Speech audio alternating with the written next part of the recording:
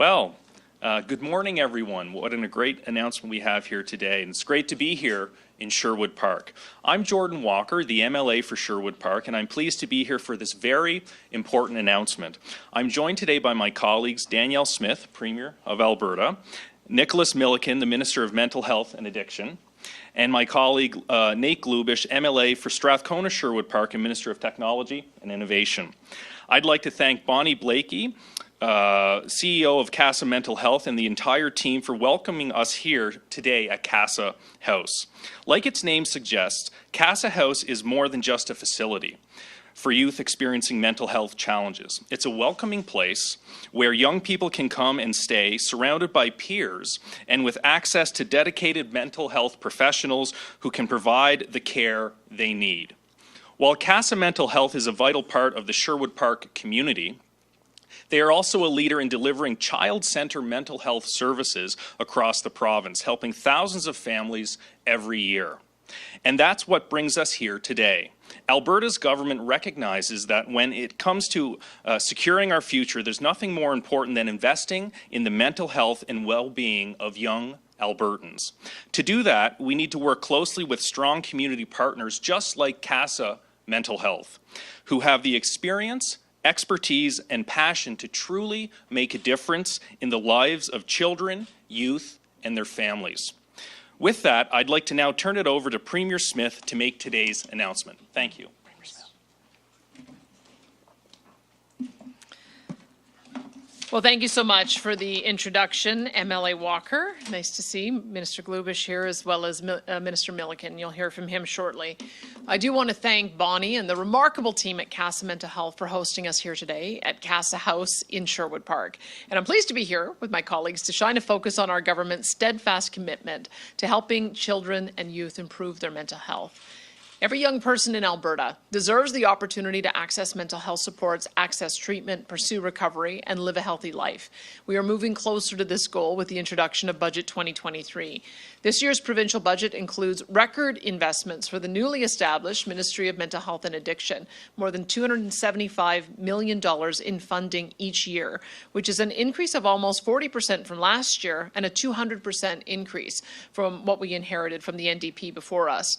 This record-breaking investment will be used to focus on key priorities, including helping children and youth improve their mental health, growing Indigenous partnerships, further increasing access to treatment and recovery supports, partnering with first responders to keep communities safe while treating mental health and addiction compassionately, and so much more. The impact on Albertans will be life-saving and life-changing.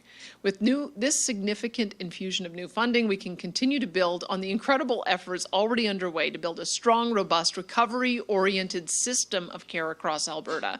Alberta's approach to mental health is guided by our unwavering belief that with the right care and support, recovery is possible for everyone. And this undoubtedly includes the youngest among us. Every child who is struggling with their mental health deserves an opportunity to pursue a better life. Too often, families with children experiencing serious mental illnesses have reached out for help only to be told they need to wait, drive hours and hours to access services, or worse, that specialized care simply isn't available. This is a difficult situation that no family should have to face, and we're taking action to ensure they never do. So today I'm pleased to announce that if passed, Budget 2023 will invest $92 million over 3 years to provide critical mental health supports for children and youth across Alberta in partnership with CASA Mental Health. This increase in funding will increase access to high-intensity community services, day treatment programs, mental health classrooms, and community-based inpatient services, all delivered in partnership with CASA Mental Health. The services will be an extension of the successful programs currently offered in CASA Mental Health here in Sherwood Park. As part of this expansion, we're focusing on areas where they are most needed because mental health impacts all communities in all parts of the province. So the $92 million in funding announced today includes $37 million to support an expansion of community-based services to Calgary, Fort McMurray, and Central Zone. It also includes $25 million in capital to establish new CASA House inpatient facilities in Calgary and Fort McMurray that can deliver services to children and youth closer to home. And it provides $30 million to support the creation of mental health classrooms in schools across the province where students with complex mental health challenges can be supported by an entire team of health professionals. And while most children in Alberta will unfortunately never, or will fortunately never need these services, I know that every parent and every Albertan will be reassured to know that this help is there for those who need it, because no child should go without the help and support they need to live healthy and happy lives. With this dramatic expansion in services, we're supporting more young Albertans in their pursuit of recovery from mental illness and building on our ongoing efforts to remove barriers and make high-quality mental health care more affordable and accessible to everyone. Budget 2023 is about securing a better future for all Albertans and doing more to give a hand up to the most vulnerable among us. And I can think of no better way to do this than by reaching out and extending a hand to children and families who are struggling. We're investing in a stronger future, Alberta's future, and that starts with helping young people when they need it most. Thank you, and I'd now like to turn it over to Minister Milliken.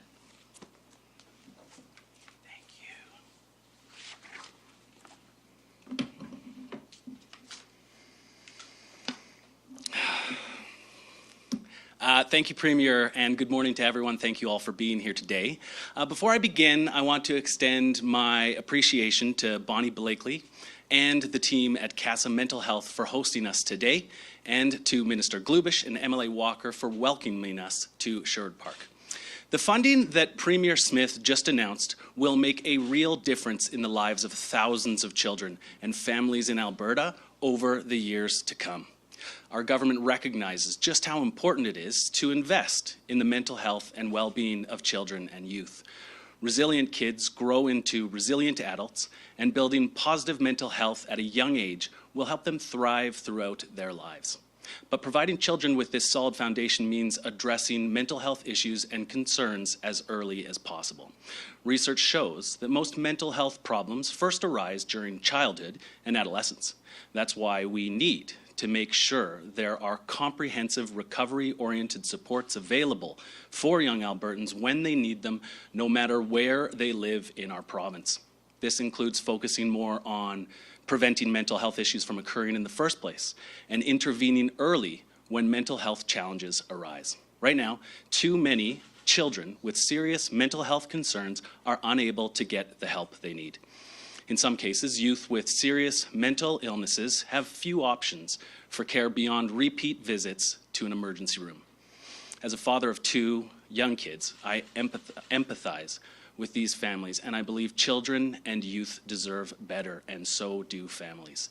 That is why, through Budget 2023, we are taking action to secure Alberta's future by improving mental health services and supports for Albertans across the province.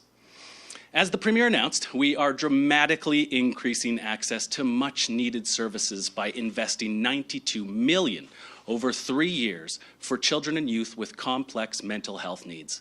Leading this important work is CASA Mental Health, a trusted community partner and a leader in developing and delivering mental health and addiction services for all individuals, youth, kids in Alberta. This new funding will help expand 4 programs offered by CASA Mental Health for children and youth in need. Together, these programs will help more than 700 children, youth, and families across the province every year. First, there is CASA House, a live-in program for youth in grades 7 to 12. While they live at the CASA facility, their parents and caregivers are active participants in treatment, which includes individual, group, and family therapy, social and life skills training, and on-site schooling in small classroom settings. This funding will also support CASA's Adolescent Day Treatment Program, a daily program for youth in grades 8 to 12, where youth with a mental illness diagnosis who are struggling in a conventional classroom setting can complete their schooling at a CASA facility while receiving ongoing support. We are also supporting the creation of 20 mental health classrooms across the province, which will help up to 360 students in grades 4 to 12 every single year. The first 2 CASA classrooms have, just last week actually, started helping students in Sturgeon County, and with more coming online later this fall, young Albertans will soon be able to get the specialized mental health support they need closer to home. And finally, there is CASA Core for children and youth aged 3 to 17. This program matches families with the right level of service based on the complexity of the child's mental health challenges. Each of these programs is delivered in the community, and all of them include families, caregivers, and support networks as part of the treatment. This means more young Albertans with complex mental health needs will get the care they need without waiting and without traveling long distances. The investments announced today are one more step in building comprehensive, community-based, recovery-oriented systems of care across the province, where anyone struggling with mental health or addiction can access a full continuum of services from prevention and early intervention to treatment and recovery. Over the past 4 years, we've made great strides in strengthening mental health supports available for children and youth across the entire continuum of care. We've invested in prevention and early intervention through the Integrated School Supports Program, with supports that range from meal programs and structured physical education to after-school care and school psychiatrists and psychologists. Our government also doubled funding for 211 so that Albertans of all ages can quickly and seamlessly connect with addiction and mental health services in their communities. And we are partnering with the Kids Help Phone to provide free, confidential counseling 24/7 to youth in need. Finally, because strong families are key to supporting the mental health of children and youth, we've made it easier for families to access virtual and in-person counseling, no matter where they live in the province. Together, these actions, along with the significant new investments announced today, bring us closer to our goal of ensuring that every child in Alberta can get the help they need and be supported in their pursuit of recovery from mental health. So thank you very much. Thank you all for being here, and I'd like to turn it over to Bonnie Blakely to say a few words. Thank you.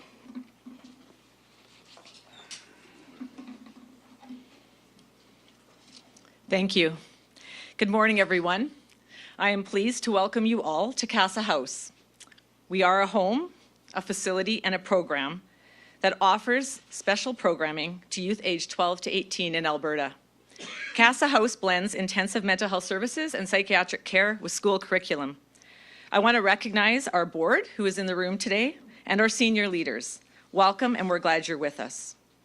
I want to extend a special thank you and welcome to Premier Smith, Minister Milliken, and Sherwood Park MLAs Jordan Walker and Nate Glubish for bringing this important announcement of their investment in child and youth mental health for the province. Casa Mental Health is a nonprofit. We provide mental health services to children and youth in Alberta who need treatment that's more intensive than prevention and promotion, but should never require a hospital stay. It's what we call the missing middle. As Casa Mental Health CEO, I want to tell you about our programs and our services and all the good work that our teams do here and across Alberta every day. But I'm not just a CEO. I'm here as a parent with children who have diagnosed mental illness. It is stories like theirs and our families that are the reason this investment is so important for young Albertans. When I speak to other parents, guardians, and caregivers about their lived experience, we have typically the same story. We exhaust every community program we can find to get our kids help. We push our family physicians and our primary care networks beyond their capacity and their comfort. And eventually we're told that we are too complex to be managed. At the same time, our kids are often not severe enough to have the healthcare professionals they need or to be admitted to hospital. Our kids may have different diagnoses. We may come from different backgrounds, and we may live in different communities across Alberta. However, we find ourselves in the same place eventually. Emergency departments where we never should have landed, receiving acute services we never should have needed. A place where we may receive temporary help only to be discharged and start the whole thing over again. We know the missing middle. We live it every day with our kids. That's why we are here. We know the impact that Casa Mental Health makes in providing kids and their families the services they need in that missing middle. Whether it's the mother that shared with me 2 weeks ago about her son, who's a 33-year-old successful entrepreneur in Edmonton, that credits the fact that he came to Casa House in changing the trajectory of his life. Or the father who boasted to me last week that his son will be on the world stage as an athlete in April, who was a Casa kid. Or maybe It has to do with these families who write us notes when they come to get service, where they tell us that this is a safe place to share hard feelings and that for the first time they have hope. Or a child that said they are grateful to be able to get the mental health services they need, to function in the way they need, in the place that they need to do it. Or lastly, maybe it's the text I got from my daughter 4 months ago when she was admitted to the emergency and then into the hospital in Alberta because of her mental illness. Her message was, "Mom, whatever you are doing, keep going, because my children and your grandchildren deserve better than this." Mental illnesses, pandemics, and personal traumas don't wait until we are 18. And we all likely know somebody right now as friends, neighbors, or family who are suffering. So many young people need mental health services early in life, and they need it so they can be their best selves in the future, so they can be the best students, the best citizens, and the best loved ones they can be to them and their families. CASA Mental Health's journey and vision is a community where all of our children, youth, and families are provided timely mental health care and empowered to thrive. And we are grateful that this government sees that same vision. Today's Government of Alberta investment brings us one step closer. It enables us to start planning for additional facilities like the one you are in today in new communities, blending our inpatient care, our adolescent day programming, and curriculum education. This allows us to continue to roll out the CASA classrooms where our specialized team of professionals can provide mental health services directly in Albertan schools to kids with the services they need, when they need them, where they need them. I want to thank the dedicated team of CASA mental health professionals. Every day they come to work and do an exceptional job on behalf of the patients and families we serve. I want to thank our donors and supporters who have enabled us to work and shape our vision as we move forward. And I want to thank the government, the provincial government and the Ministry of Mental Health and Addiction for recognizing the missing middle that exists and helping to meet so many young Albertans where they are, because they need it more than ever before. Thank you. I'd like to introduce Strathcona Sherwood Park, Nate Glubish, to provide remarks. Well, thank you very much. I'm really happy to be here with you all today to celebrate this really exciting announcement. Thank you, Premier, for your support on this, and thank you, Minister Milliken, for the amazing work you've done on this important effort.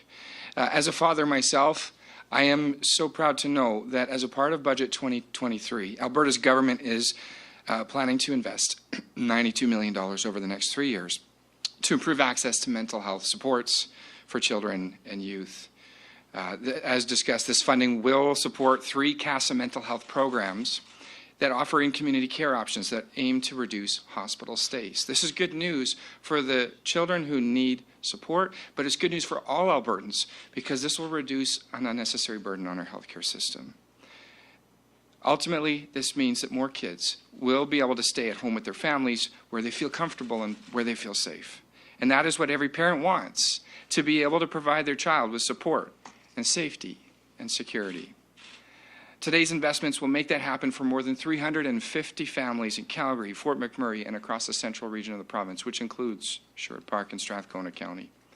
CASA Mental Health also takes a comprehensive approach to care that includes a child's family, their school, their community, to support even better outcomes for their patients. And this is just a sign of things to come. Alberta's government is building a recovery-oriented system of care where every Albertan, including our children and our youth, are supported in their pursuit of care. And I'm very proud to see such emphasis on supporting mental health supports, particularly initiatives like the ones offered through CASA Mental Health that improve the resources available to families with children who require complex care. This investment will address a very real need in our communities by bringing these essential services closer to home for more families with children as young as 3 years old. I'm so proud of CASA and their organization for the work that they began right here in Sherwood Park as a caring group of compassionate parents and psychologists. Today's funding announcement will ensure that CASA can take this amazing work that they're doing and spread it to every corner of our province, and to even act as a model for other organizations here and abroad. I'm so encouraged to see Alberta's government making this $92 million investment in our children and their families and their future. Ensuring adequate and appropriate funding for mental health will go a long way in setting up Alberta's children and youth with the tools they need for a bright and successful future. Thank you.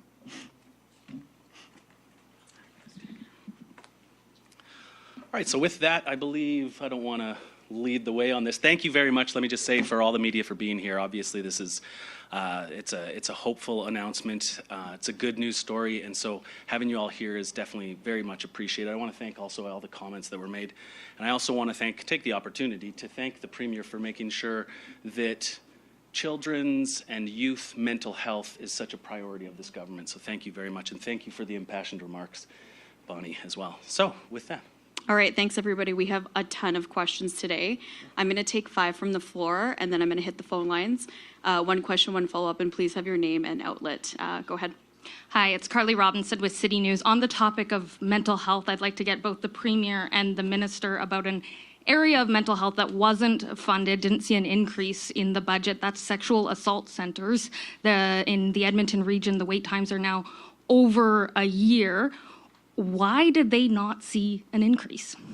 Well, as you know, there are ample aspects with regards to my ministry that unfortunately under previous governments weren't funded to the level that they should have been. As you know, the budget 2023, if passed, will provide $275 million. So this is a huge increase. Back in the previous government, I think that line item was somewhere in the neighborhood of 87. So my goal is to, of course, continue to build out the recovery-oriented system of care, and that includes, obviously, victims of sexual assault, et cetera. There's also lots of opportunities for increased access to counseling service that we've been funding. So there are lots of services with regards to what you were discussing, and I think that what you're doing is you're highlighting parts of the needs that we've been facing for the last 4 years as we build out the recovery-oriented system of care to ensure that individuals can receive the treatment they need and then, of course, enter into long-term recovery. Thanks for that, Nick. I know that we had worked with the Shelter Association and wanted, we're giving them $17 million through the shelter system, and we wanted to increase that by $4.9 million. It fell short of what they wanted. They wanted $14 million, and so they refused the $4.9 million increase that we offered to them. And so that just says to me that we maybe have a little bit more work to do to work with them to find out what their actual needs are. I always hope that we're able to 100% fund every need that is out there, but we do know that this is a priority. It's very important to us. If we can meet so that we can find a number that they think would be more appropriate that's within our means, then I know that the Minister will be happy to do that. Thanks. And I think this would be for the Premier on the topic of domestic violence shelters. Today we saw wage increases for other sector workers, but not for domestic violence workers. Again, why? My understanding is that the average wage in the shelters is $26 per hour. And there were a number of other areas. I look at, for instance, the persons with developmental disabilities area, which had not seen an increase in contracts since 2014. So keep in mind the timestamp on that. That was before the minimum wage increase. And Minister Jeremy Nixon and I had gone to a meeting together, and we met a worker who was still making $15 an hour. And this is the thing that we saw, is that the people in that sector just loved their clients so much that they stayed even though their wages were not keeping up. So the Minister did a full review to find out what equivalent wages were in the sector. We found that in other types of areas where people were giving that care, the wages were more like $18 to $22 an hour. So that's why we made a priority investment in persons with developmental disabilities. And we observed that, as I said, in the shelter area, we saw that they were making $26 an hour. So there's always a room to improve, obviously, in all of these. We want to make sure we're attracting people, but we also need to make sure that we're bringing those who are at the lowest level up as a priority. Go ahead, Audrey. Hello, Audrey Neveu for Radio-Canada. My question is for you, Premier. In the budget, we haven't seen really any money for Calgary downtown revitalization specifically. Why not? We did a very comprehensive consultation session with communities when Minister Schweitzer actually was in the role. And one of the things that we heard in Calgary, that the number one most important thing was public safety. And so it's really what sowed the idea of us creating the task force that we did that is a multi-level, multi-party task force, includes representatives from our government, multiple ministries, plus representatives from the municipal level of government, police officers, and EMS, all to make sure that we're developing an approach that connects people to the mental health and addiction supports that they need, as well as rolling out the sheriffs in both downtown Calgary and Edmonton to help deal with public disorder. That's what we heard was the priority. It just so happens that we didn't receive the priority list from the City of Calgary. I'm meeting tomorrow with Mayor Sohi. Mayor Sohi did write me a letter and told me what his priorities are for Edmonton. And the priorities for Edmonton are around the same issue: mental health, addiction, social supports, affordable housing. And so I'm looking forward to meeting with Mayor Gondek to find out what her priorities are. And I hope we'll be able to come to a conclusion on that. But we do have a major investment in Calgary on areas that are in our purview. So over $500 million on LRT projects. We've also announced a commitment to expanding the LRT to the airport on the Blue Line. We're going to be doing Deerfoot Trail upgrades, finishing the ring road. So as we finish the ring road, that's going to make Deerfoot Trail a Calgary roadway, and so we want to make sure we're handing it over in proper condition. We're going to complete the project on the Springbank Dry Dam. That's $282 million over the next 3 years to make sure that we're protecting on flood mitigation. We've got $60 million for the Glenbow Museum, which is going to be, I think, an important attraction in downtown Calgary. We've got $134 million, as I mentioned, for the Calgary Ring Road, $15 million for the Repsol Sports Centre, and we've also said that we have a commitment to assisting in any way that they need us to deal with trying to bridge the parties on the issue of the Calgary Events Centre. So if there are other things that they would like us to do, we're open-minded about that. One of the things that in discussion with the mayor between her and our municipal affairs minister, Rebecca Schultz, is that they seem quite keen to see if we can do what we can to attract post-secondaries downtown. And while that's a great idea, we just haven't received any requests or proposals for that. And so maybe I should just mention, if anyone has a request or proposal to establish a post-secondary in downtown Calgary or Edmonton, we'd be more than happy to have that conversation, because it really is almost a perfect use, is that we wouldn't have to revitalize very many of those buildings. It's certainly a lot harder to change a commercial building into residential construction than if it was to be for a university. I can imagine that there might be campuses in Eastern Canada, in Quebec, Montreal, or Quebec, Alberta, or Ontario, or even British Columbia, who might want to have a satellite campus, and the perfect place would be for it to be in downtown Calgary. And if you've got a lot of students that are in downtown Calgary or Edmonton, that then helps with the retail and shopping and restaurants. So we think that there's a lot of opportunity there, but we can only respond to requests, and we can only respond with actual proposals on the table. And at the moment, we don't have any of those. My second question is also for you, and it's a little long, so please bear with me. For a colleague, in Quebec, there was a class action lawsuit that was brought forward about the Quebec Major Junior Hockey League, and they are alleging sexual assault in hazing rituals, like initiation rituals. That's been going on for decades, at least 5 decades, and it's been brought forward by an Alberta player, Garrett Taylor, who is an ex-player from the Western Hockey League. So the Quebec government held public hearings, and today the commissioner of the Hockey League resigned amidst all that controversy. So, and it's been awfully quiet in the Alberta hockey world. So I want to know if your government is looking into this, planning to do anything, maybe having the WHL commissioner testify, for example. So I want to know if it's on your radar and what you could do about it potentially. I've been watching the allegations as they've unfolded. I'll continue to talk with my ministers to see if there is something that we need to do to follow up. We want to make sure that every young person feels like they're in a safe environment, whether they're involved in sport or otherwise, and we take seriously the kind of impact that that can happen if somebody does suffer either a trauma or hazing. And it's part of the reason why we know this announcement today is so important on mental health supports. A lot of kids who have mental health issues. It's because of some of the trauma that they've suffered. So on that particular issue, you'll have to let me get back to you. But I think it underscores that we've got to do a lot to make sure that our kids feel like they're in a safe environment. And if we do have problems that we have to deal with from a mental health perspective, this is exactly what the announcement today is about. Just to clarify, which minister were you referring to? Is it Mr. Milliken? It wouldn't be him. Who would it be then? Culture. Mostly Minister of Culture. Okay, thank you. Any other questions from the floor? Yes, Selena Smith, Globe and Mail. My question is also for the Premier. It's on the Curl Oil Sands site. I'm wondering, one, what's your reaction to months of toxic tailings seeping from the site, but also why didn't the government tell the Northwest Territories about it, which is in contravention of the water agreement? Let me say that I've encouraged Imperial Oil to be more proactive in its communications, and I've encouraged the Alberta Energy Regulator to be more proactive in their communications. A lot of the problems that companies get into is that they allow for an issue to get out in the media with incorrect information, and then they're trying to fight an action to correct misinformation. And I think it's unfortunate that that happened in this situation, and I'm glad to see that everybody is stepping up to communicate with the communities. I had not received a briefing on this until it got into the media with allegations, and so I asked for an immediate briefing on Friday, which I got. And my understanding is that there are 2 spills in question. One of them was a leak that was happening last February, and they identified what the issues were and have undertaken a reconstruction to solve the problem. I believe they're halfway through.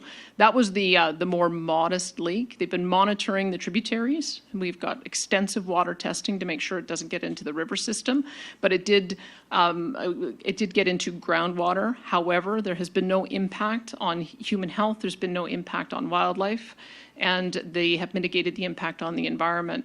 The second spill happened more recently, and that was what initiated an enforcement order that went public. It was a 5.3 million litre spill. As I understand it, they are still looking for the cause of that. That was human error, is I think what we do know. But I have received, I gather that the Imperial Oil has done a press release today saying that the bulk of that cleanup is complete. They are in the area. They will be doing site tours for the affected communities over the next 2 days, on Monday and Tuesday. And again, our water testing, I've confirmed with our Environment Department, did not get into the tributaries. It was on the ice and snow and land surrounding. And so that is I think it is unfortunate that they didn't reach out to our friends in Northwest Territories just to make them assured. And I think it was unfortunate that there wasn't more proactive communication with the bands. And nobody wants to feel like they have potentially been drinking water that has been exposed. And I'm pleased to report that none of this spill got into the tributaries, which means it didn't get into the river, which means it didn't get into drinking water. It doesn't absolve the company from needing to do a better job to communicate that to the public. And I think the regulator did its job by demanding a very quick resolution to this. I'm pleased that all parties are now coming forward, and that is the reason why the issue that you cited about having to inform our neighbors is if it gets into tributaries, because that's when it migrates and gets into it has the potential to get into their system. I think it was a misstep. They should have called them just to assure them that that wasn't happening.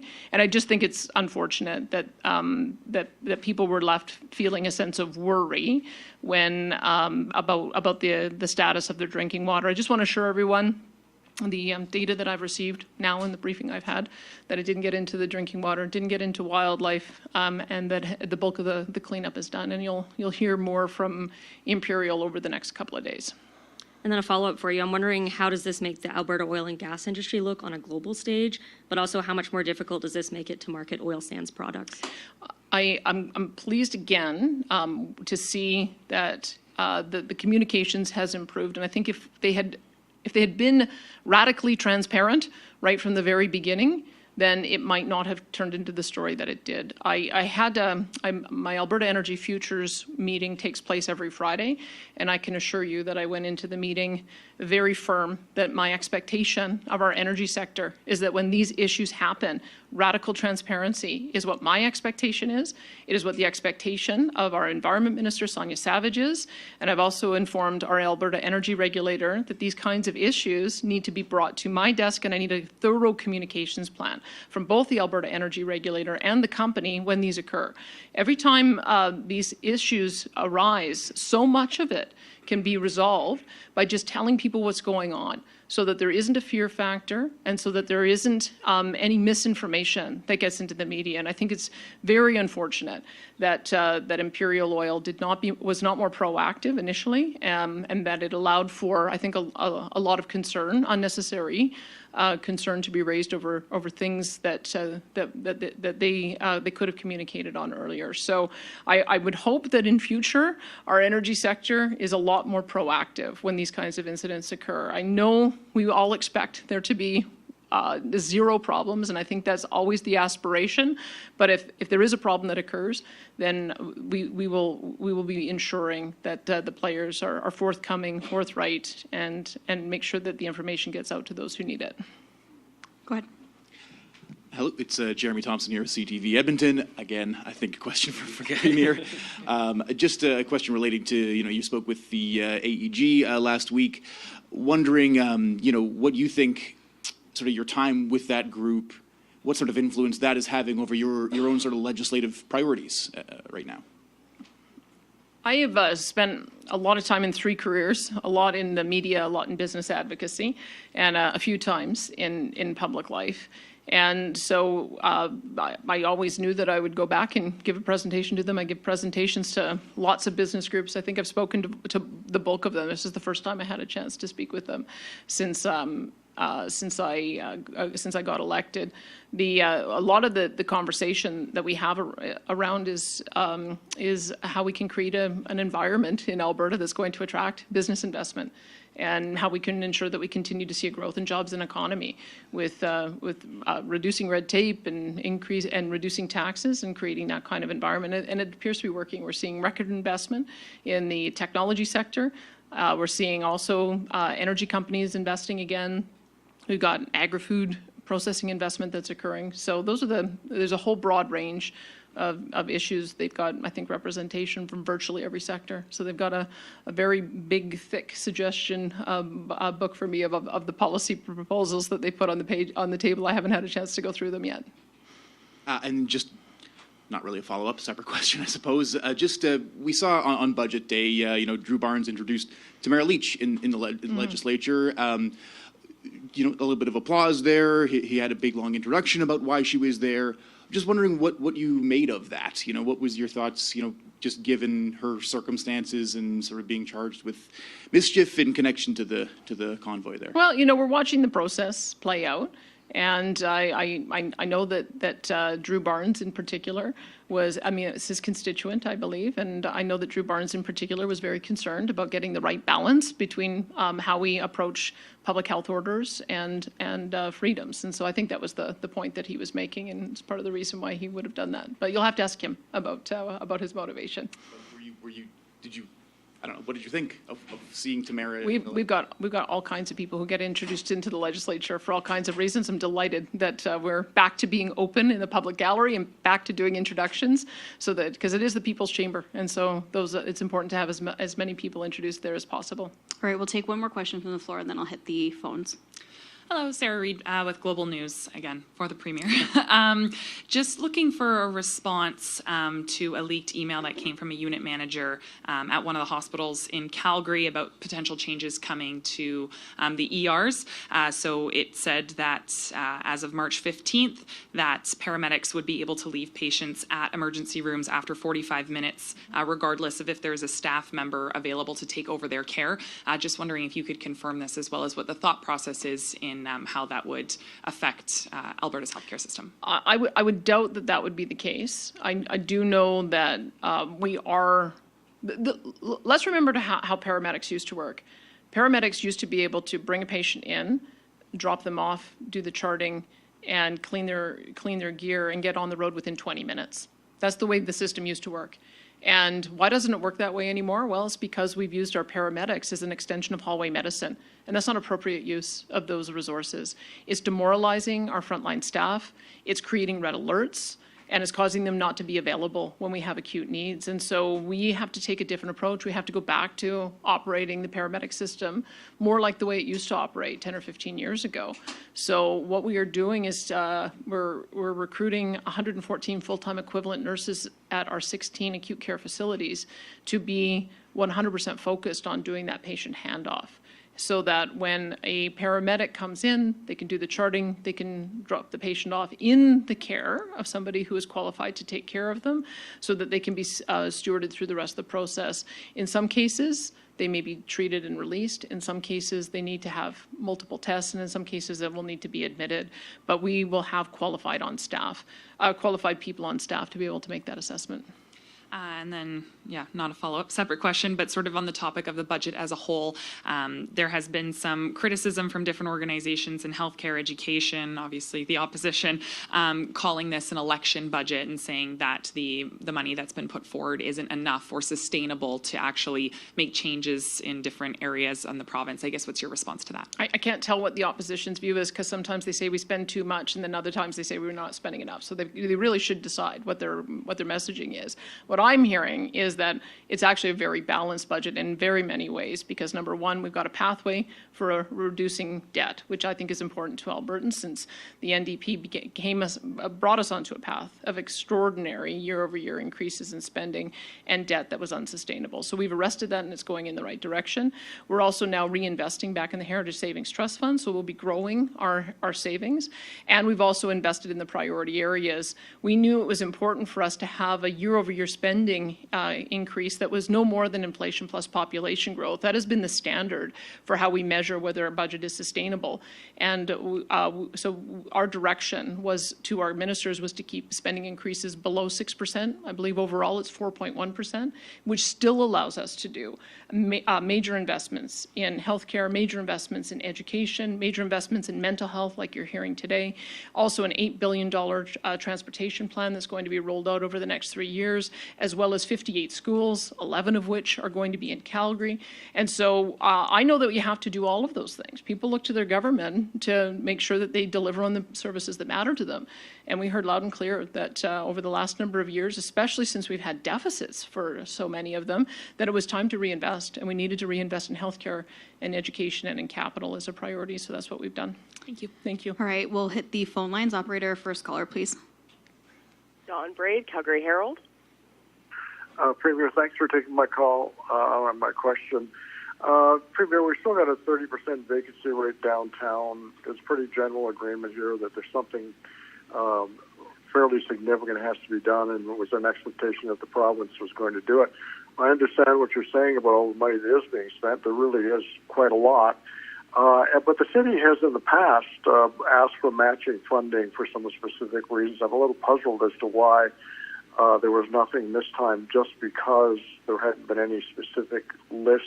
Could you go into this a little more? Are you actually willing to do this? Should Mayor Gondek come up with something more specific? Are you really willing to match funding for something like $150 million, which is one of the numbers that's come out? I just wonder if there really is a philosophical willingness to go ahead with this, given the fact that Minister Taves seems ideologically opposed. He keeps talking about not wanting to send money down the pipeline to Ontario pension funds.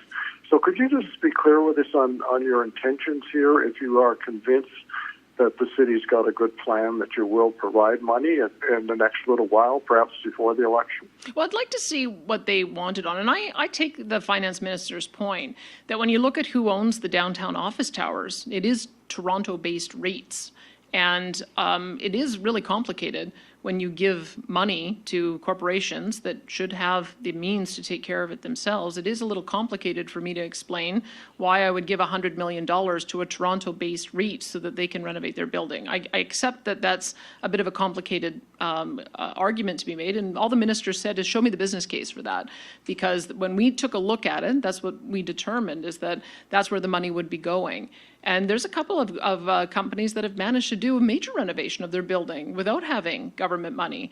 I look at the Ampersand and the Edison as two prime examples. Those are pretty fun and funky spaces. And so if other companies are able to do that, why can't all of them? So I'm just going to put that out there. The thing that we have heard from Mayor Gondek is, which I think is a really good idea, is seeing if there is an appetite to have downtown campuses, whether it would be Mount Royal, or U of C who wants to do it. Maybe it's one of the career colleges that wants to expand. Maybe it is one of the community colleges in one of the further outlying areas, or maybe it's McGill and Queens who want to set up. But I think if we indicate a willingness to look at those kind of proposals, those proposals will come in. But we haven't seen any proposals, as I understand it, from our Advanced Education Minister, Dimitri Nicolaitis. But that's a little bit more in sync, I think. It's a little bit more in our lane on the kind of things that I think Albertans would be in favor of. I think Albertans would be in favor of us doing whatever we can to attract more university campuses and be able to support our post-secondaries that way, as well as being able to support our downtown. If there's other creative ideas, absolutely, I'm open to it. But I think the very best thing that helps Calgary and Edmonton is having a low corporate income tax rate. And if you think that Rachel Notley increasing the corporate income tax rate is now all of a sudden going to cause head offices to flock into Calgary, Edmonton, you're fooling yourself. And so we commit that we're going to keep a very low competitive rate of corporate income tax, which we have already seen is benefiting our province. We have record levels of influx of technology and innovation. Venture capital money, 729 million last year, 22 billion more, is my understanding, invested in the energy companies. And I keep hearing about new opportunities every day for businesses to be expanding out and adding to their rosters. So keeping a very low rate of tax is going to be benefiting to any of our centres in the province. And I think that's the most important thing we can do. Don, do you have a follow-up? Yes. Once again, if the mayor comes up with something that council agrees on that is a good proposal for the downtown, even if it does involve some help in saving some of these buildings that could still be habitable, which is some of them are at the end of their lifespan, you are willing to go along with something reasonable from the mayor, because I take it that the roadblock here was you not having had anything specific from the mayor. Look, I've mentioned before that I had heard in Edmonton in particular that there were business deals that had fallen apart because of the public safety issues on the streets. And Calgary's not quite as bad, but that's why public safety has been our #1 priority, because you want to make sure that people who, if they are going to relocate their headquarters, that they feel comfortable with their women employees walking out on the street at 6 o'clock at night and taking transit to work and being able to hang out after work and go to restaurants and enjoy the activities. And if we do not have safe streets, all the money in the world is not going to be able to attract more people to come into our cores. So we believe our job is to put first things first. And our principal responsibility is around healthcare, mental health, addiction, and public safety. And we're hoping that by creating that environment, that the private sector will see, this is a great place for us to invest. We're already seeing that. If there's more that we can do incrementally, absolutely. But I don't want to think that we can stall on any of the foundational things that we're doing. Those are absolutely the most important, and that's what Calgarians have told us they want to focus on. All right, operator, next caller, please. Janet French, CBC. Hi there. For the Premier, you just said you couldn't see much value in giving money to Toronto REITs to renovate towers in downtown Calgary. So why would it then be appropriate to give hundreds of millions of dollars of royalties to oil companies to take care of their inactive wells that they're already responsible for mitigating? Well, I know that there's been, a lot of misinformation that is out there. Just because I put forward an idea a couple of years ago on a proposal doesn't mean it's the proposal that is being considered now by Pete Guthrie. I can tell you that any proposal that we look at for providing any kind of royalty break is very consistent with the past that we have taken. I mean, in the past, we have offered all kinds of royalty breaks. We offer a 1% royalty on oil sands production until they have payout of their capital. We offer a 5% royalty on called a C-Star credit on junior oil and gas companies until they've paid off their capital. That was brought in by the NDP. We've had flow-through shares in the past. The federal government came through with $1 billion to do site reclamation. And so if we need to have some targeted approaches to deal with the absolute worst wells in Alberta, and there are a lot of them, there's 20,000 wells that have been inactive for over 20 years and were drilled prior to 1980. And the companies just keep on pushing them forward to some future date, and nobody's cleaning them up. So this is a problem I identified all the way back in 1997. So I've been very concerned about this issue for a very long time, and I don't know why our regulator has allowed for these wells to transfer, but it ends. We can't continue doing this. We have to find a way to do significant cleanup of this liability. So the approach our government has taken, which I'm supportive of, is that every company is going to be required to do 3% of their liability cleanup each year. That's going to be $740 million of their own money each and every year, increasing every year until this liability is gone.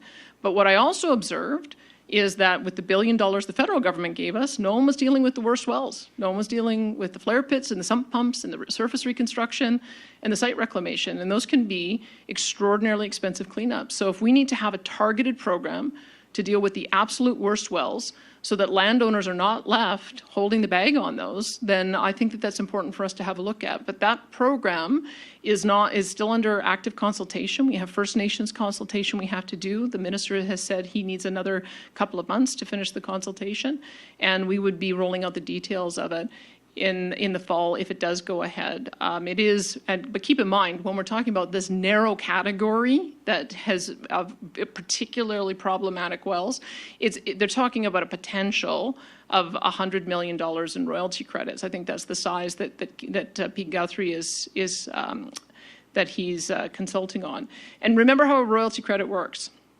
The way a royalty credit works is you have to spend the money first to do a cleanup, and then you will only get the credit when you have new drilling. And so we will be generating new revenues, and they will be able to extend the period that they have a lower rate. That's how he's done the design. Plus, we'll also put some measures in place that you won't be able to get the credit if you haven't paid 100% of your municipal property taxes owing. You won't be able to get the credit if you haven't paid 100% of the landowner leases that you own. So it also is a way for us to have a carrot and a stick, a little bit of a tool so that we can focus on the worst wells that have gone unclean for in some cases 60 years, but at the same time also offer the stick that we want to make sure that municipal property taxes get paid and that landowner leases get paid too. Do you have a follow-up, Janet? I do. Obviously, though, that a decision on this is going to be deferred, pushed down the line until after the election, if you're saying fall. So what clarity will you be offering Albertans before the election on how much money a re-elected Danielle Smith government would give to energy companies to clean up these liabilities? I just answered that question. I said that the narrowing of what he is talking about has him looking at $100 million credit over a 3-year period. And the only way an energy company will be able to get that credit is if they do new drilling so that we're generating royalties and they're also getting paid back on their credit. There's no dollars that will be allocated towards this. It's 100% based on a credit, and it's very narrow. It's $100 million. All right, operator, next caller, please. Rick Bell, Calgary Sun. Good afternoon. Question for the Premier. I'm a bit confused because sometimes you sound like the Danielle Smith of old and sometimes you sound like another kind of Danielle Smith or Premier Smith. Getting back to this downtown and also the last question about oil wells, in the days of old, I think you would have said that you were opposed to corporate welfare in any form, whether it was for oil companies, whether it was for Toronto developers who made certain investment decisions. Is it difficult for you or not difficult to come out and say that this government will not support corporate welfare, define what that means, and tell Albertans that this government is not in the business of business, to quote former Premier Ralph Klein, and that that will be your position? as opposed to the position of governments that have called themselves conservative, but have engaged in all kinds of corporate welfare in the many, many billions over the years against their stated political philosophy. So let me do a definition then. Because allowing a company to keep more of what it earns, to me, is not the same as extracting taxpayer dollars and then choosing a particular company that's going to receive hundreds of millions or billions of dollars. I look at those as being two different things. And so when you see what our approach has been, like the Alberta Film Tax Credit, that's available to anybody who comes here and decides that they want to invest. If you look at the approach that we take on the Alberta Petrochemical Incentive Program, that's available to anyone who wants to come here and invest. We can define the conditions under which that credit becomes available, but we're not picking winners and losers. We're creating an environment for people to choose here and then keep more of what they earn so that they can invest that in developing out their projects. I have always been in favor of that type of approach, and so I don't see anything inconsistent with that. Follow up, Rick? And a supplementary question. There's a lot of spending in this budget, and not all of it could be accounted for by mental health and addictions and affordability. It's much higher than the budget plans of even late last year. It's much higher than it was envisioned a few years ago under the former premier. It's even more, some would say, than the NDP.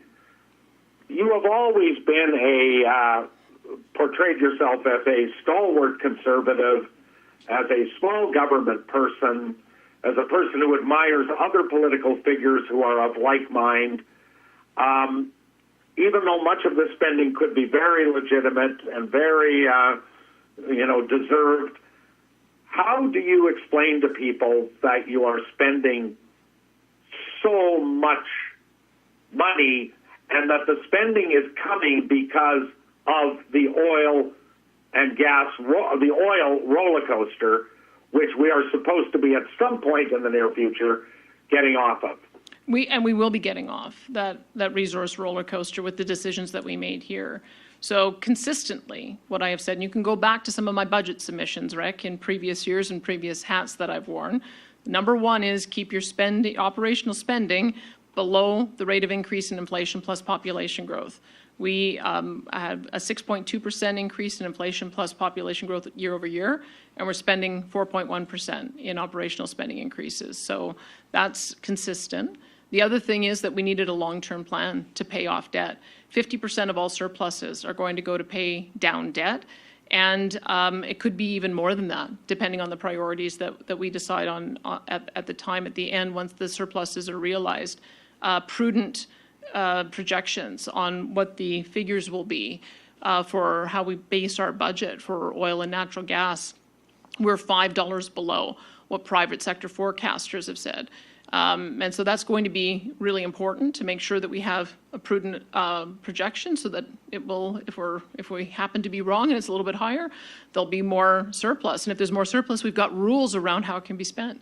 50% on debt reduction, and then the rest can be either debt reduction added to savings or for one-time payments that do not increase operational spending.